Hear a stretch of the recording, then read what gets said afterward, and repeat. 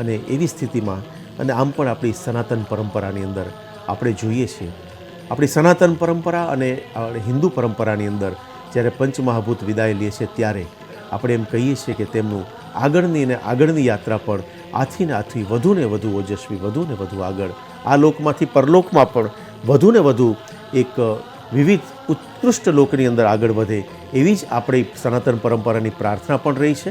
અને એટલા જ માટે આપણે શુભગતિ, સદગતિ એ શબ્દો છે.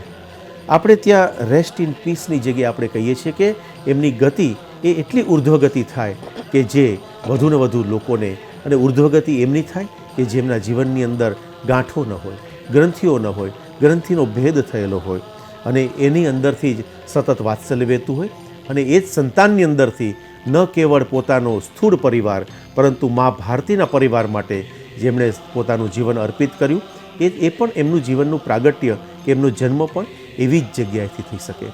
ક્યારેક એમ લાગે છે કે આપણને જ્યાં સામાન્ય લાગતું હોય ત્યાં અનેક અસામાન્ય આ જીવનમાં વિલસે રહ્યું છે. એવો પરિવાર છે કે ક્યારેક વડનગરમાં કે એમના સ્થાન ઉપર લોકોને સામાન્ય લાગતું હશે, પરંતુ એની અંદર એક અસામાન્ય તત્વ એક ધીમે ધીમે ધીમે ધીમે આકાર લઈ રહ્યું હશે, એ મોટું થઈ રહ્યું હશે વડનગરના તળાવમાં, એ ક્યાંક રેલવે સ્ટેશન ઉપર, ક્યાંક નાની મોટી બાબતોમાં સમાજ જ્યારે જોતો હશે ત્યારે એમ લાગતું હશે કે આ બધું સામાન્ય છે, પરંતુ છતાં એક અંદર એવો ચેતનનો પ્રવાહ એ વહેતો હશે. અત્યારે એવું પણ લાગે કે આપણે જ્યાં પણ આ દેશમાં કે ક્યાંય પણ જોઈએ ને સામાન્ય, તેની અંદર પણ અસામાન્ય જોવાની, અસામાન્યને ઓળખવાની, નિરખવાની, પારખવાની જો દ્રષ્ટિ હોય તો ઘણું આપણને જોઈ શકતા હોય. એ પણ આપણી દ્રષ્ટિ કેળવવા માટે અત્યારે આપણને ક્યાંક બોધ થતો હોય એવું લાગી રહ્યું છે. જયેશભાઈ, માફ કરજો, રોકીશ આપને. અમારા સહયોગી જીગર ઠાકર જોડાયા છે. જીગર, ધ્વનિ, સમાચાર એ પણ છે કે જે રીતે અગાઉ આપણે વાત કરી કે પ્રધાનમંત્રી નરેન્દ્ર મોદીએ તેમના જે નિર્ધારિત કાર્યક્રમો હતા આજની તારીખના, એટલે આજની તારીખના જે તમામ કાર્યક્રમો હતા 30 તારીખના, એ તમામ કાર્યક્રમો તેમણે યથાવત રાખ્યા છે. એટલે જેવી આ અંતિમ ક્રિયાની વિધિ પૂર્ણ થશે, અગ્નિદાહ અપાશે, અંતિમ સંસ્કારની વિધિ સંપૂર્ણ રીતે પૂર્ણ થશે, ત્યારબાદ પ્રધાનમંત્રી મોદી પોતાના જે નિર્ધારિત કાર્યક્રમો છે એ કાર્યક્રમોમાં તેમણે કોઈ પણ પ્રકારનો ફેરફાર કર્યો નથી. એટલે કે જે રીતની જવાબદારી દેશના પ્રધાનમંત્રીની હોય, દેશના એક પ્રમુખની હોય, એ જવાબદારી પ્રધાનમંત્રી ખુદ નિભાવી રહ્યા છે ને એ બંને જ આપણને જોવા મળી રહ્યું છે. એક તરફ પારિવારિક જવાબદારી, પરિવારના જે દીકરા છે તેની જવાબદારી, માતાના અંતિમ સંસ્કાર કરવાની જવાબદારી, માતાને કાંધ આપવાની જવાબદારી, એ તમામ જવાબદારી પૂર્ણ કર્યા બાદ પ્રધાનમંત્રી નરેન્દ્ર મોદી ત્યાંથી સીધા જે આખું અંતિમ વિધિ પૂર્ણ થશે, અંતિમ સંસ્કાર અપાશે, અંતિમ દાહ અપાશે, ત્યારબાદ પ્રધાનમંત્રી નરેન્દ્ર મોદી પોતાના નિર્ધારિત કાર્યક્રમમાં તેમણે કોઈ પણ પ્રકારનો ફેરફાર કર્યો નથી. પીએમઓ તરફથી ફરી એકવાર આ ટ્વીટ કરવામાં આવ્યું છે અને એમાં તેમના આજના દિવસના જે નિર્ધારિત કાર્યક્રમો છે તેનો ઉલ્લેખ કરવામાં આવ્યો છે. જી આભાર જીગર. જયેશભાઈ, જીગરે જે રીતે જાણકારી આપી કે નિર્ધારિત જે કાર્યક્રમો છે એને યથાવત રાખ્યા છે કારણ કે દેશના વિકાસના કાર્યો છે. અંગત જીવન અને પારિવારિક જવાબદારી તો પ્રધાનમંત્રી અત્યારે નિભાવી જ રહ્યા છે. અમારા સંવાદદાતા સ્મશાન ગૃહથી કલ્પેશ રાવલ જોડાયા છે, તેમની પાસેથી મેળવીશું જાણકારી. કલ્પેશ, હીરાબાનો પાર્થિવ દેહ સ્મશાન ગૃહ ખાતે પહોંચ્યો?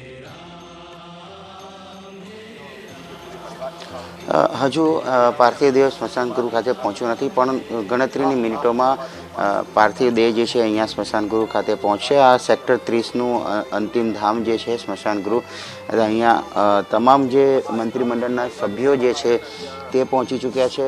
શંકરસિંહ વાઘેલા પૂર્વ મુખ્યમંત્રી પણ પહોંચી ચૂક્યા છે. મંત્રીમંડળના સભ્યોમાં રાઘવજી પટેલ, કુંવરજીભાઈ બાવળિયા, બળવંતસિંહ રાજપૂત, ભાનુબેન બાબરિયા સહિતના મંત્રીઓ ત્યાં પહોંચી ચૂક્યા છે અહીંયા. અને ત્યાંથી ટૂંક સમયની અંદર જ હીરાબાના પાર્થિવ દેહ જે છે અહીંયા સબબાઈનીમાં લાવવામાં આવશે. અહીંયા સિક્યુરિટી પ્રોટોકોલના કારણે મીડિયાને અંદર પ્રવેશ નથી, અન્ય કોઈ વ્યક્તિઓને અંદર પ્રવેશ નથી, પરંતુ આ સેક્ટર 30નું જે સ્મશાન ગૃહ છે ત્યાં થોડા સમયમાં જ હીરાબાના પાર્થિવ દેહ જે છે તેમને અહીંયા લાવવામાં આવશે. અને એમની અંત્યેષ્ટિ જે છે અહીંયા જે શાસ્ત્રોક્ત વિધિ અનુસાર તેમની અંતિમ સંસ્કાર કરવામાં આવશે. ગણતરીની મિનિટોમાં અહીંયા હીરાબાના પાર્થિવ દેહને અહીંયા લાવવામાં આવશે અને અહીંયા તમામ જે સ્થાનિક લોકો જે છે, પોલીસના ઉચ્ચ અધિકારીઓ છે તે અહીંયા હાજર છે અને વ્યવસ્થાના ભાગરૂપે અન્ય કોઈ વ્યક્તિઓને પ્રવેશ આપવામાં આવતો નથી. ટૂંક સમયની અંદર એમના પાર્થિવ દેહને અહીંયા લાવવામાં આવશે અને એમના અંતિમ સંસ્કાર જે છે અહીંયા અંતિમ ધામ જે છે ત્યાંથી કરવામાં આવશે. જી કલ્પેશ, આપ જોડાયેલા રહેજો, જાણકારી મેળવીશું આપની પાસેથી. એક કર્તવ્ય નિષ્ઠા છે નરેન્દ્ર મોદીને, કદાચ એમના માતા હીરાબા પાસેથી જ આ કર્તવ્ય નિષ્ઠા મળી છે કે અંગત જીવન, પારિવારિક જવાબદારી તો છે જ, સાથે આપ દેશના પ્રધાનમંત્રી છો, એ જવાબદારી પણ આપે નિભાવવાની છે.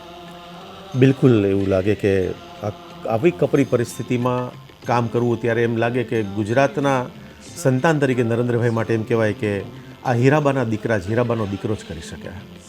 અને એમણે આ પથ ઉપર સતત ચાલવું અને એ પ્રતિબદ્ધતા અને મક્કમ મનોબળ એ નરેન્દ્રભાઈને જે વારસામાં મળ્યું છે, જે ઘડતર એમનું થયું છે, કદાચ એવું પણ કહેવાય કે એમની આ કપરી સ્થિતિની સાથે કામ કરવું એ જ કદાચ હીરાબા માટે નરેન્દ્રભાઈ દ્વારા અપાયેલી મોટામાં મોટી શ્રદ્ધાંજલિ કે મોટામાં મોટું એમને અપાયેલું એક અંજલિ હશે.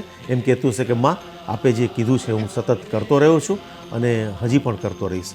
ક્યારેક એમ લાગે કે આપણા રાષ્ટ્રમાં જન્મેલા એક મહાન નેતાઓમાં એક સરદાર પટેલ સાહેબ જેવા આપણને યાદ આવે કે એમણે એમના કર્તવ્ય પથ વખતે પરિવારજનોમાં મૃત્યુ પણ થયું, એમ છતાં પણ એમણે સતત અને સતત કાર્ય ચાલુ રાખ્યું હતું. આવી બાબત આપણે જીવનમાં અનેક જગ્યાએ બનતી પણ હશે, પરંતુ એક જાહેર જીવનમાં આવડા વિશાળ સ્તરે જો આપણે કોઈ જોઈએ તો આજે એ ઘટના બનવા આ રાષ્ટ્રમાં જઈ રહી છે કે બંને માને, કોઈ પણ માં બંને માને માટે એમણે સતત એક સભાનતાપૂર્વક આ કામ કર્યું છે. અને સાથે સાથે અંતરમાં તો એ જ છે, પરંતુ એને ચાલુ રાખીને સ્થિતિમાં એમની સ્થિતિને પહેલે પાર જઈને બિયોન્ડ આ કાર્ય કરવું, એ મને લાગે છે કે એક અત્યંત અસાધારણ વાત છે, અત્યંત અસાધારણ વાત છે. એ સંસ્કાર પણ કદાચ હીરાબાના ઘડતરમાં જ હતા, જયેશભાઈ.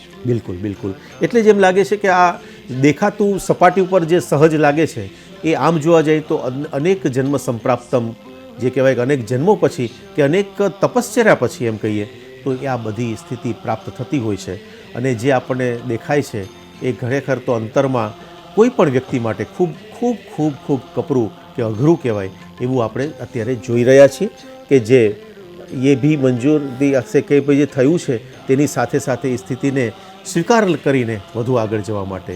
એટલે આમ જોઈએ તો હીરાબાના નરેન્દ્રભાઈ માટે આ રાષ્ટ્રના કરોડો જે સંતાનો છે, આ દેશના મા ભારતીના સંતાનો, એનો ભલું કરવા માટે એમાંનો જ એક ભાઈ મા ભારતીનું સંતાન અને મા હીરાબાનું સંતાન, હીરાબા એમને કહી રહ્યા છે કે દીકરા આગળ વધો, આગળ વધો, આગળ વધો. એટલે એ સ્થિતિ એવું લાગે છે ક્યારેક કે આ કપરી પરિસ્થિતિ, આમાં પ્રેરણા લેવા માટે તો એમ કહી શકાય કે અનેક લોકોએ આમાંથી પ્રેરણા લેવી જોઈએ, પરંતુ એ પ્રેરણા પણ એટલી સરળ નથી હોતી.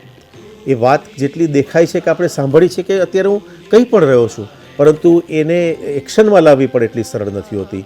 ત્યારે જૂની વાતોને આપણે જ્યારે યાદ કરીએ કે જેમના જીવનની અંદર, જેમના કવનની અંદર, હીરાબાએ એમના નાનકડા એવા ઘરની અંદર, પરંતુ વિશાળ એવા હૃદયની અંદર જેમને સમાવિષ્ટ કર્યા હશે આખા અનેક લોકોને, અનેક લોકોના ભાવને, અનેક લોકોની કટિબદ્ધતાને કે પ્રતિબદ્ધતાને, ત્યારે એ સ્થિતિની પહેલે પાર જઈને બિયોન્ડ લિમિટ જઈને નરેન્દ્રભાઈ જેવું વ્યક્તિત્વ આપણને પ્રાપ્ત થયું છે, તેનો પિંડ, તેમનો પ્રાણ, તેમનું શરીર જેમાંથી ઘડાયેલું છે તેવી માં આજે વિદાય લઈ રહી છે. ત્યારે માં માટે આમ જોવા જઈએ તો શબ્દ બધા પાંગડા લાગે, શબ્દ બધા ફિક્કા લાગે, અને એ શબ્દના કદાચ એના અર્થો પણ એમ લાગે કે અત્યારે આપણને ખોખલા લાગે. કંઈ પણ બોલીએ તો એમ લાગે કે હું બોલું તો ભલે છું પણ એ નથી કહી શકતો કે જે આપણે કહેવાનું છે. અને ત્યારે એ મૌનમાં થતો સંવાદ, એ આંખથી થતો સંવાદ, કે તેમાંથી એક નિખરતી સંવેદના કે વેદના, એ જ આપણા સૌના અત્યારના હૃદયનો ભાવ છે. માન્ય નરેન્દ્રભાઈનો, માન્ય તેમના સૌ પરિવારજનોનામાં તો અત્યારે એ શોકમગ્ન હોય જ, પરંતુ તેનાથી ઉપર ઉઠીને કર્તવ્ય પથ કે જ્યાં સુધી જે કંઈક આપણે કરવાનું છે તેમાં રોકાવાનું નથી. ચરૈવતી ચરૈવતી ચરૈવતી જે મંત્ર છે, મૂળ મંત્ર હે અપના, એવું જે કહેવાતું હોય છે, એ જેમનું ઘડતર થયું છે સંઘ પરિવારમાં, ભારતીય જનતા પક્ષમાં, એમનું એક ઓજસ્વી, તેજસ્વીને એક નિખરેલું વ્યક્તિત્વ એવા નરેન્દ્રભાઈ આજે આપણે જોઈએ છીએ કે આગળના કાર્યક્રમો પણ કરવાના છે. એ ઘણી મોટી વાત છે. જી જયેશભાઈ, બિલકુલ જે તમે વાત કરી ચરેવેતી એ તો છે જ, કર્તવ્ય ઉપર ચાલવાનું છે ને એ જે સંસ્કાર છે, એ જે ઘડતર છે એ પણ આપણને ખબર છે. પરંતુ જે સંઘર્ષ તેમને પોતાની માતાનો જોયો અને એ સંઘર્ષ સાથે તેઓ મોટા થયા, એવું કહેવાય છે ને કે મારું જીવન એ જ મારો સંદેશ છે, ગાંધીજીએ કહ્યું છે. આ પણ હીરાબાનું જીવન પણ એક પ્રકારનો સંદેશ છે, એક સંઘર્ષ અને સાદગીપૂર્ણ જીવન, અને તેઓ 100 વર્ષનું આયુષ્ય તેઓ સ્વસ્થપણે જીવ્યા છે. એમ લાગે કે તમારું અસ્તિત્વ પ્રગટ ન થાય એમ પસાર થઈ જવું, ભગવાન બુદ્ધે એવું કહ્યું છે. એમ એમણે પોતાને હંમેશા ખૂબ જ સહજ ને સરળ અને છતાંય સંકોરીને રાખ્યા. એમની અભિવ્યક્તિમાં પણ ઓછામાં ઓછા શબ્દો અને વધુમાં વધુ વ્યક્ત થયા તો એમના ભાવથી થયા, વાત્સલ્યથી થયા, એમના ઓછા શબ્દોથી, પરંતુ એમાં આવી ગતી બધી જ બાબતોથી તેઓ આપણી પાસે હંમેશા વ્યક્ત થયા છે. અને કદાચ હું તો એવું કહીશ કે વ્યક્ત થયા છે નરેન્દ્રભાઈને જન્મ આપીને, એક એવા સંતાનને જન્મ આપીને કે જેમણે આ રાષ્ટ્રની સેવા માટે, અને એ એવી એક એવા માં હશે કે જેમને ત્યાં એક આટલું સમર્થ વ્યક્તિત્વ જ્યારે જન્મતું હોય ત્યારે મેં ફરીને જ્યારે કહીશ કે જે આપણને અત્યંત સહજ લાગે છે એ અત્યંત અસાધારણ હોય છે. અને અસાધારણ વ્યક્તિત્વ જ્યાં જન્મ્યું અને પોતે એકદમ સાધારણ રહીને હંમેશા જીવન જીવ્યા, નેપથ્યમાં રહીને જીવ્યા. આપણે સૌ જાણીએ છીએ એમ અનેક એવા પ્રસંગો હતા કે જ્યારે નરેન્દ્રભાઈએ કહ્યું કે બા આપ આજે મંચ ઉપર આવો, હું આપને બધા જ મારા જીવનમાં જેમણે મને કંઈ આપ્યું છે તેમનું સન્માનિત કરવા માગું છું. ત્યારે પણ બાએ ના પાડે છે કે ના દીકરા, ત્યારે બાકી બધાનું સન્માન કર, મા તરીકે હીરાબા આવતા નથી. આવી અનેક બાબતો, અનેક એવા સ્મરણો છે.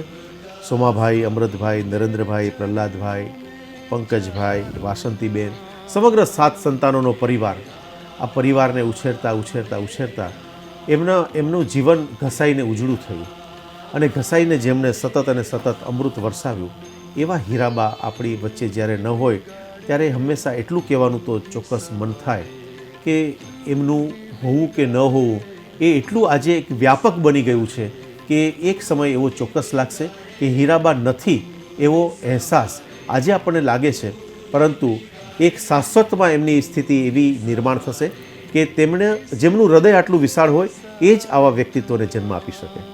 અને એ વિશાળતાની અંદર, એ શાશ્વતમાંથી, એ અવકાશમાંથી એમના આશીર્વાદ, તેમનું અમી સતત અને સતત હંમેશ માટે લોકો ઉપર વરસતું રહેશે.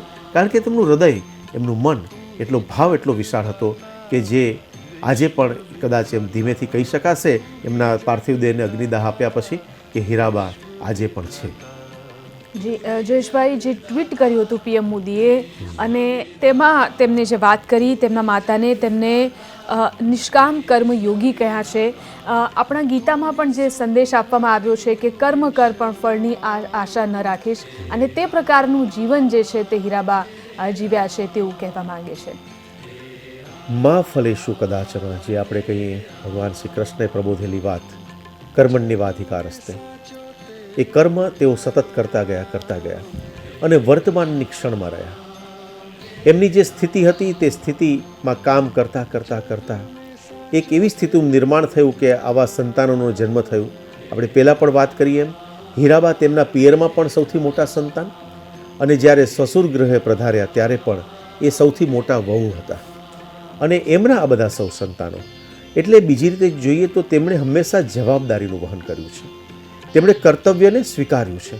કર્તવ્યને તેમને પોતાની પ્રતિબદ્ધતાને સ્વીકારી છે, અને તેમાંથી એમ કોમળ હૃદયના હોવા છતાં પણ તેમના જીવનની અંદર આપણે જોયું કે કર્તવ્યની અંદર મનોબળની મક્કમતા પણ પૂર્ણ રહી છે. અને એવા મનોબળ જેમનું મક્કમ હોય ત્યાં જ આવા સંતાનો જન્મે એ પણ આપણે સમજી શકીએ છીએ.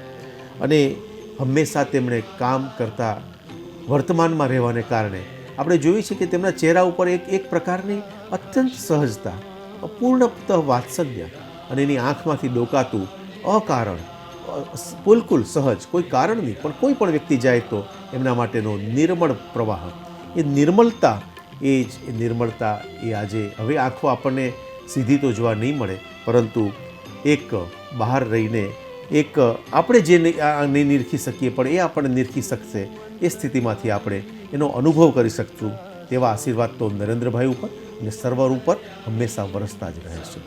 જે બિલકુલ ભાવ જે છે તે એની જગ્યા પર છે, સંબંધો છે તે તેની જગ્યાએ છે, પરંતુ રાષ્ટ્ર સર્વોપરી છે તે પણ એક સંદેશ જે છે આજે આપણને મળી રહ્યો છે કે જે તેમનું જે કર્તવ્ય છે કે દેશ માટે જે તેમનું કર્તવ્ય છે તે પણ તેઓ ખૂબ સારી રીતે નિભાવી રહ્યા છે. અને આ સાથે સાથે જ્યારે પણ ઉજવણીની વાત આવે ત્યારે તેઓ હંમેશા કહેતા આવ્યા છે કે જન્મદિવસની ઉજવણી જે સમાજલક્ષી જે કાર્ય હોય, રાષ્ટ્રલક્ષી જે કાર્ય હોય તે પ્રમાણે થતી હોય છે. ને એટલે જ જ્યારે તેમના પિતાજીનું જ્યારે શતાબ્દી વર્ષ જ્યારે ઉજવણી હતી ત્યારે પણ વૃક્ષો વાવીને ઉજવણી કરવામાં આવી હતી. એટલે કે રાષ્ટ્ર હંમેશા, સમાજ હંમેશા સર્વોપરી તેમની પીએમની નજરોમાં હંમેશા રહ્યું છે. જે કંઈ આ રાષ્ટ્રમાં પ્રાપ્ત છે એ સૌનું છે અને એ સૌની વચ્ચે બાંટવા માટે છે, વહેંચવા માટે છે. જે કંઈ છે એ શરીરમાં મારું નહીં પરંતુ આપણું, અને એમાંથી ઇદમ નમઃ ઇદમ રાષ્ટ્રાય સ્વાહા આ મંત્ર છે જેમને ચરૈવતી કહું છું. એ જ રીતે સંઘનો એક મોટો પ્રબોધેલો મંત્ર છે જે જીવન મંત્ર આપણે કહીએ છીએ, ઇદમ નમઃ. આ મારું નથી, રાષ્ટ્રાય સ્વાહા. સર્વત્ર આ રાષ્ટ્રની અંદર હું સ્વાહા કરી રહ્યો છું, અર્પિત કરી રહ્યો છું.